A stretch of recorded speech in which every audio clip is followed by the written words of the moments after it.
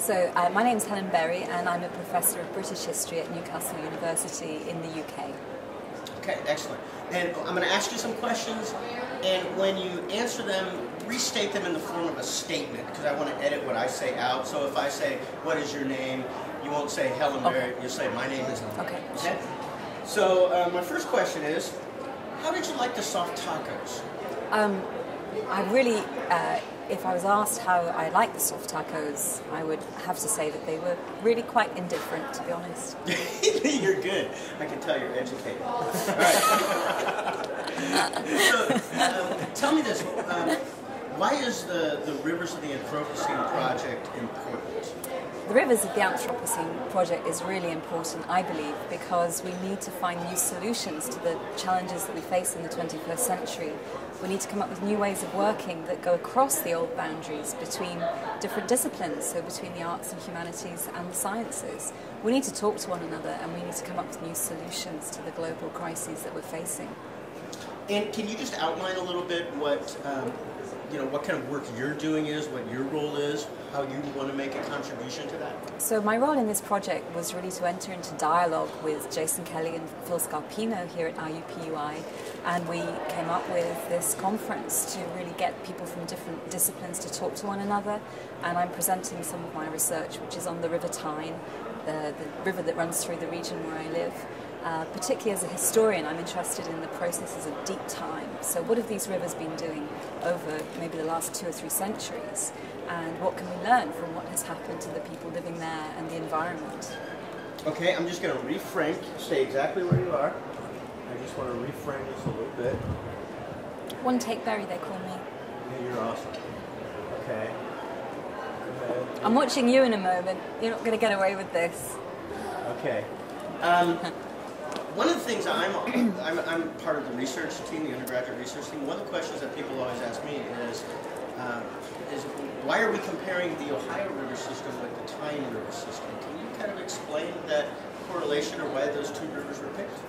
I think it's really interesting to compare the Ohio and Tyne rivers, and they were chosen really as 2 major river systems in the countries of the US and the UK, which have really interesting industrial histories that are quite comparative. So we have the coal industries on the River Tyne and shipbuilding. And the Ohio River has had some major industrial processes that have affected people and the landscape over time. So I think they are comparable. There's a question of scale because the Ohio is much bigger than the Tyne. But I think it's really instructive to compare the two. If you look at the law, for example, the legal system is quite similar in both cases. I ran out of steam. It's okay. I never talk over anybody. You can edit that a bit. Yeah, I edit all of this, and I just wait for you to completely run out before I say anything. My next question is something I'm curious about personally, is when I explain to people what it is this project is about here in the United States, I get kind of a glazed over look. They don't really understand. I'm kind of curious if in Europe, in England, if your reactions are the same. I wonder if you've observed any differences in the way people feel about this subject over there versus over here. I think wherever you live in the world, the question of rivers has become a really relevant one, because wherever you live, the question of flooding, for example, has become very topical. We're all familiar with these extreme weather events that are happening right now, and people are asking, why is this happening?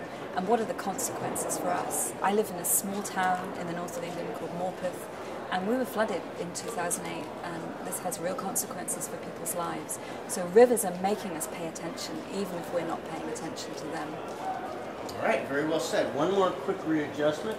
Is she over here? Yeah, okay. Let me just zoom out a little. And then I have one last question for you. What is it that you feel like some of the more important things that people should walk away with from this conference? When you think about the goals of the conference, what are you hoping people walk away with?